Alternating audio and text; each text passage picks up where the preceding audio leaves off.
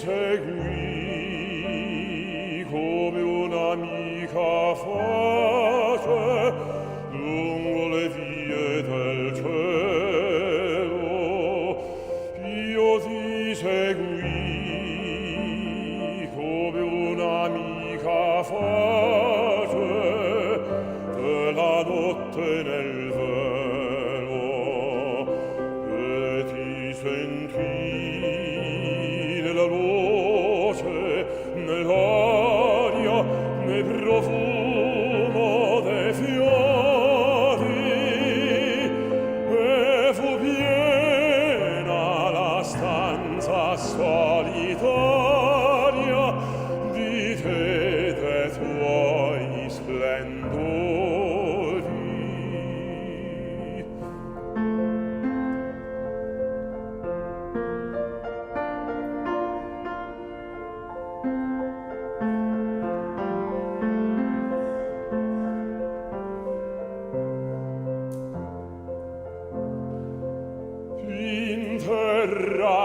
Interrapito al suon della tua voce, lungamente sognai,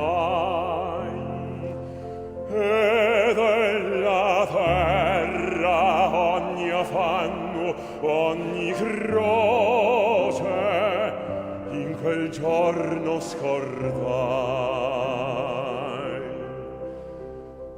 Torna, caro ideal, torna un istante a sorridermi ancora,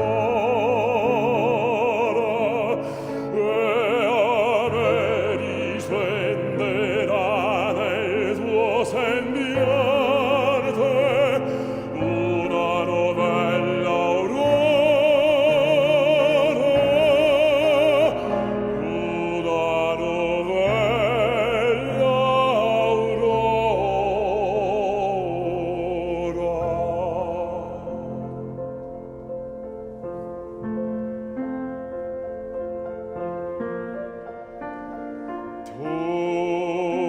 torna, caro ideal,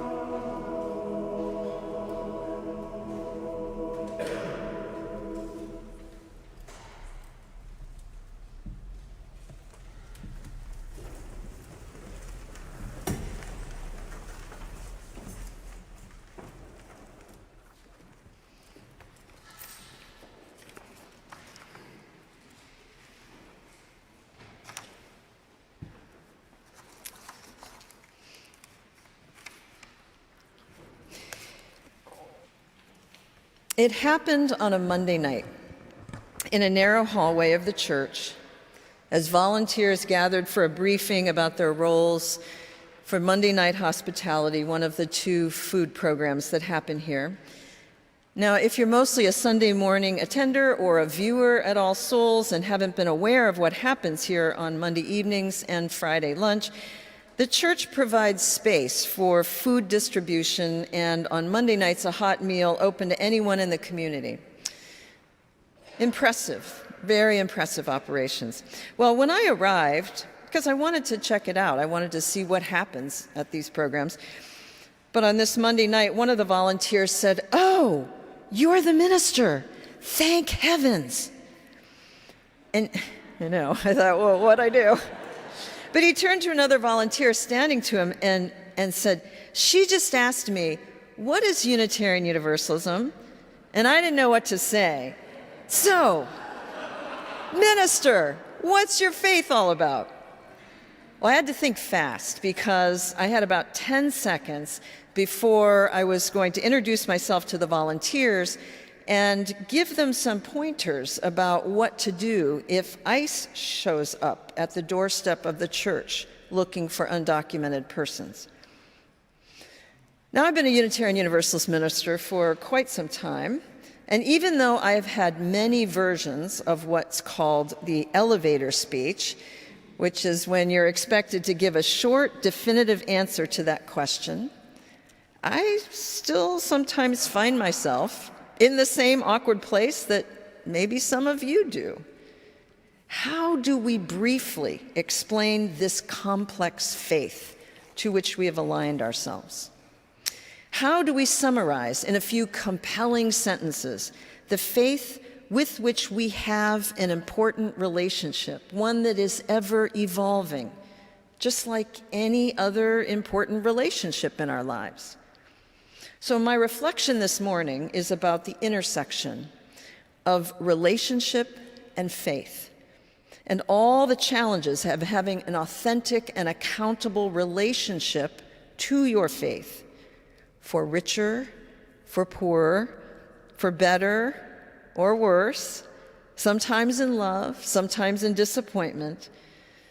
Now, I've borrowed these metaphorical words from marriage vows. I often say when I'm an officiant, maybe it seems a little extreme to compare marriage vows to the act of signing the membership book. But I want to argue that the comparison is justified because the question of what this Unitarian Universalist faith means to us continues to challenge us and change us, just as all of our important relationships do. So, I should finish my story because I left you all standing in the hallway with me with this wonderful volunteer turning her bright smile to me and asking, "So what do Unitarian Universalists believe?" And I'm sure you want to hear my brilliant off-the-cuff summary, right? Well, I'm going to disappoint you. Because rather than reaching for a pamphlet with our 7 principles and 6 sources or giving her a theological history lesson, I thought it would be best to find out where she was coming from. What faith were you raised in, or were you raised in a faith? "Oh, I'm Catholic," she said. "Okay, you're Catholic." Well, so very briefly, we're historically Protestant, and you probably know there's a conservative Protestant and there's a progressive or liberal Protestant. And she was with me. She's like, "Yeah, I got that. And I said, "Well, we're on the liberal." For those of you, this is the far left over here, or far left over here, depending on where you are. And this program, the one that you've been volunteering for, is associated with our congregation because we believe in the dignity and worthiness of all people. And then boom, the time was up. So I left the church that night, that evening, second-guessing myself a little bit. I didn't get to the most important point. And I guess that's why I'm preaching this sermon to you right now. On the back page of your order service today is what our online friends also have access to. You have 2 statements of faith. On the top is what's called the shared values, which was passed at the General Assembly, which is the largest gathering of Unitarian Universalists, and they meet every year, alongside one of the diagrams to depict those values. And below it is what's known commonly as the 7 Principles of Unitarian Universalism, which was passed at 2 General Assemblies in 1985, 1986. Now, it's all very wordy, I know, and because I want us to focus on what is at the center of that colorful diagram, just take a look at it. But I want to direct you to that little love at the center of the shared values. Now, I also know that there's some among All Souls members who were not happy to see this new statement and image of our values be adopted by the General Assembly delegates. And I probably will hear from you after this sermon. But I want to alert you to the fact that I plan to leave this statement of faith up on the order of service throughout February, while we continue our contemplation of what does it mean to put love at the center. But don't panic, because nothing is permanent. It's not a permanent change. In March, we can return to exactly what you're accustomed to, unless I hear otherwise. So let me just say, part of the discomfort with the new statement that reflects the historical resistance that I think we've had at All Souls and in many other congregations is the resistance to and the fear of a creeping creedalism in any form. We are the Unitarian congregation of all souls. And I've heard some say that All Souls in its current iteration has not considered itself intimately connected to the larger association of congregations, preferring to put more emphasis on the All Souls in the order of service cover and less emphasis on Unitarian Universalist congregation.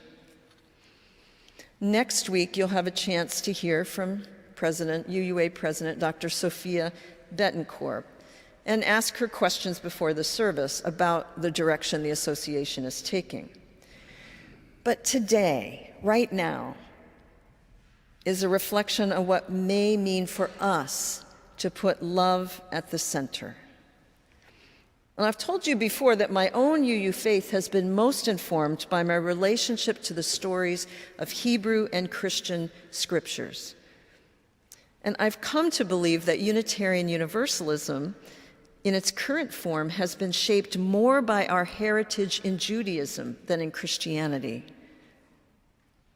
Judaism has a long tradition of an intimate relationship with the sacred text and with Hashem, with God, with Yahweh. That relationship is characterized by talking back, by arguing, challenging, discussing, a way of wrestling with the divine. And the result of those conversations, known as midrash, it's an interpretive act which responds to contemporary problems and crafts new stories, making connections between new Jewish traditions and the unchanging biblical text. That's what Unitarian Universalists have historically done with sacred texts. And when the earliest Christians were attempting to answer the question, well, what is this new movement that's emerging, inspired by the life and teachings of Jesus?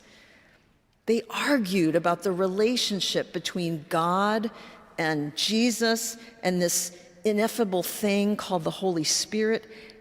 And they argued for the first 300 years after Jesus died.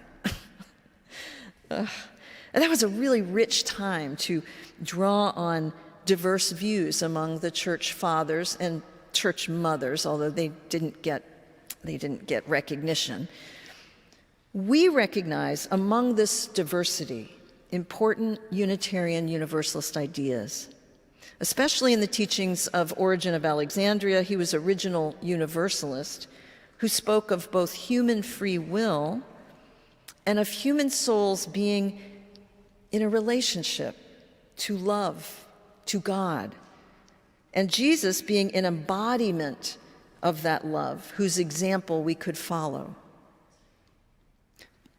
We know how those arguments finally came to an end at 325 AD, declaring the doctrine of the Trinity as the foundation of this new faith. And that ultimately became the Nicene Creed, which some of us may have been taught in Sunday school, maybe you still have it memorized, and it became the defining statement of faith. Now I'm going to say something kind of heretical. Even though I'm a Unitarian Universalist, I can appreciate the doctrine of the Trinity because it's about relationship. The relationship between the creative power of the universe, which we can hardly imagine, the humanity with which we are familiar, and the spirit of love and life that flows between them and among all of us. So as the Trinity became the standard dogma that all Christians would need to give assent to, our early Protestant forebears looked at it and said, I don't believe it. I don't know. Usually for one of two reasons, because I don't find it in the scriptures, or it doesn't make sense to me. So abandoning the Trinity with all its complexities and intellectual gymnastics led us to the Unitarian side of this faith, which we are inheritors of as well. Yet we never abandoned that universalist instinct that we can best understand God by first knowing not that we are sinners, but that we are beloved. We are beloved by God or by the human love that abides with us. And under the influence of the 19th century Romantic period, Ralph Waldo Emerson challenged the Unitarians of his day, famously calling out what he called corpse-cold Unitarianism. He saw the generation that preceded him embedded in intellectual arguments about the Trinity. And he encouraged us to move beyond endlessly analyzing biblical texts and to find God everywhere in nature, in our very souls, and to experience infinity and divinity through intuition, and yes, through love. Emerson attempted to place love at the center of his theology, but he always passed that love through the fire of his intellect. And he wrote brilliantly about love, but he left no breadcrumbs for us to follow as to how we practice embodied love in all we do. So despite the wildfire of transcendentalist spiritual experience which Emerson helped ignite, the generations that followed him continued to obsess about putting that experience into words to frame their institutions by asking, well, what do you believe? And that became the defining question for at least the last 2 centuries that followed. So fast forward to this century, and that was the challenge that UUA Board of Trustees faced when our bylaws required them to charge a new commission to explore a revision or wholesale rewrite of Article 2, which is the section of our bylaws that contain the Statement of Principles passed in 1985. So back in 2018, the board took up this challenge to create an inclusive process and commissioned a diverse group of lay leaders and ministers to undertake a 2-year study and bring recommendations to the floor of the General Assembly. And within that charge, there was an important message from the board. For many years prior to the study of these principles, the UUA had been informed by a very important conversation that began within the board when they adopted our current governance system. So, to understand what the most important work of the board should be, they were asked to reflect on one question. Tell us about your experience of the holy. Of course, these are Unitarian Universalists. They were asking questions like, well, what do you mean by the holy? Define the holy. Or, you mean like what I was told when I was growing up? And the retreat leader replied, just sit with that question and see what arises. And what this process revealed was a common theme. Although we don't intellectually agree on things like theism or atheism and other theologies, the significant common experience was this. The experience of the holy was deeply connected to experiences of love. And they began to work on new, what's called end statements of the UU association, with love at the center.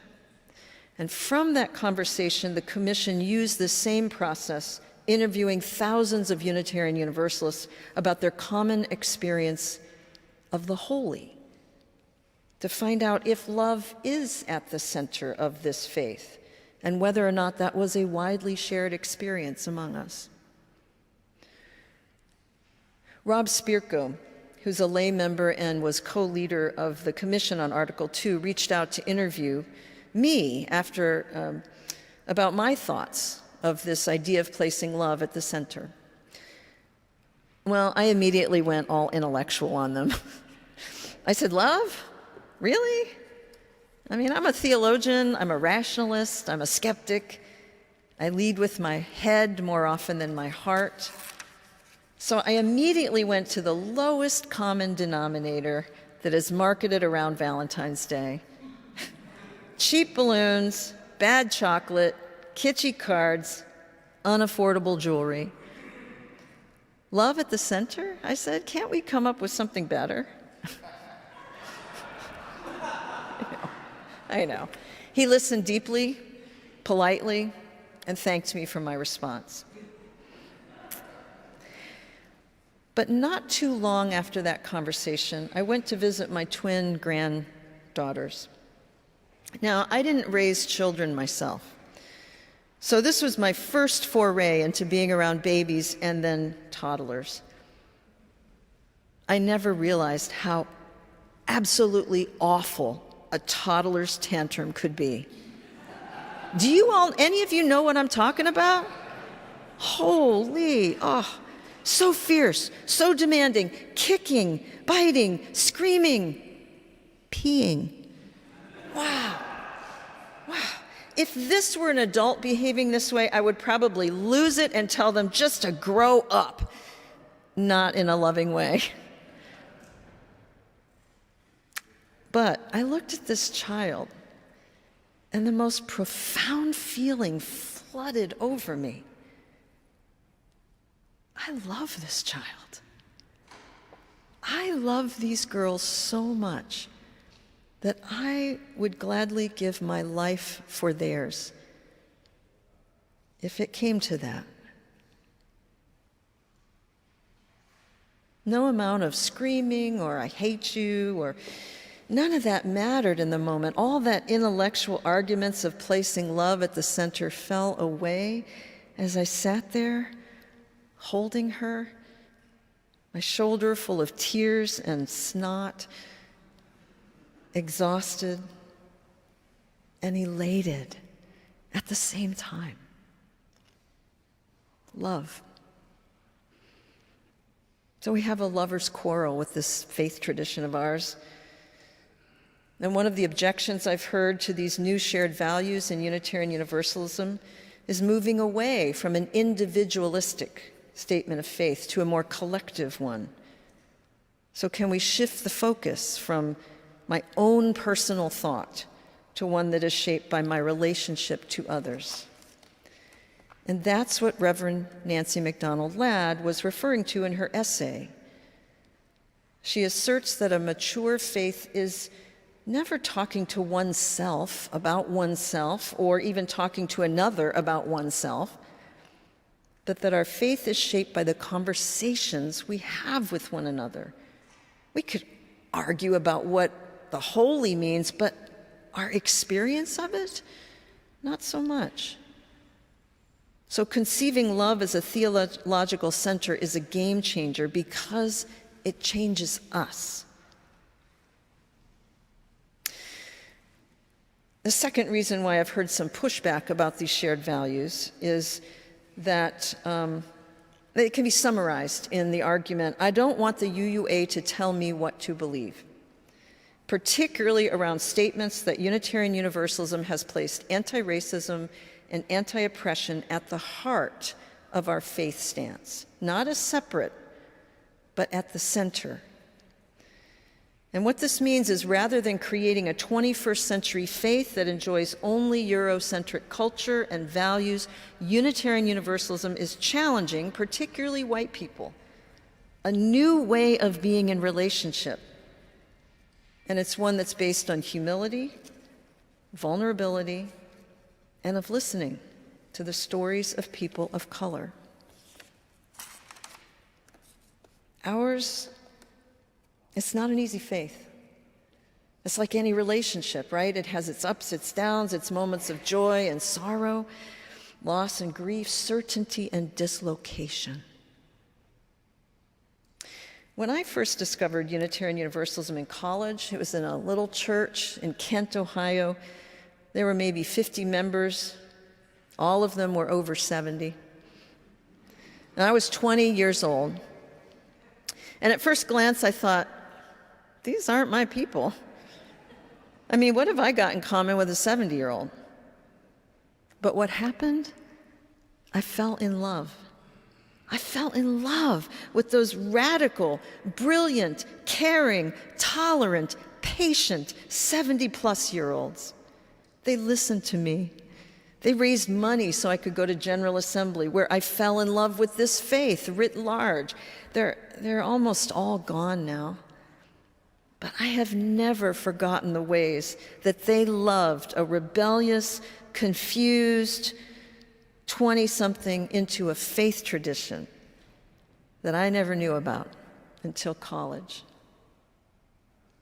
I'm inviting you all to fall in love again with this congregation of All Souls, in all of its highs and lows, its successes, its embarrassments, and with this faith of ours, this Unitarian Universalism with an almost unpronounceable name, but this tradition that actually has always placed love at the center, as an aspiration, as a calling, as an ongoing relationship with the holy. So my prayer for you today is that you find that now and always. May it be so, and amen.